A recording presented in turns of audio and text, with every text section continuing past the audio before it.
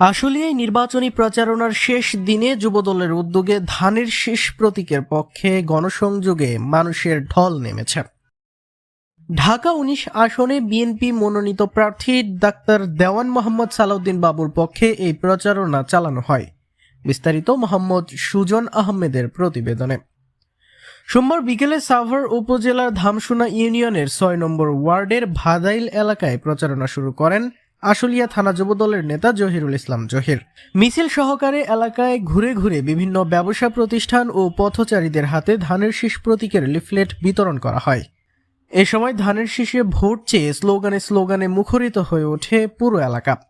পরে সংক্ষিপ্ত সমাবেশ থেকে যুবদল নেতা মোহাম্মদ জহিরুল ইসলাম জহির বলেন, সম্মানিত ভোটার ও এলাকাবাসী, আগামী ১২ই ফেব্রুয়ারি জাতীয় সংসদ নির্বাচনে ধানের শীষ প্রতীকে ভোট দিয়ে ডাক্তার দেওয়ান মোহাম্মদ সালাউদ্দিন বাবুকে বিজয়ী করার আহ্বান জানাচ্ছি। প্রচারণার শেষ দিনে এমন জনসমাগম নির্বাচনী মাঠে নতুন মাত্রা যোগ করেছে বলে মনে করছেন স্থানীয়রা। কণ্ঠ ও সুর মোহাম্মদ ইমন হোসেন,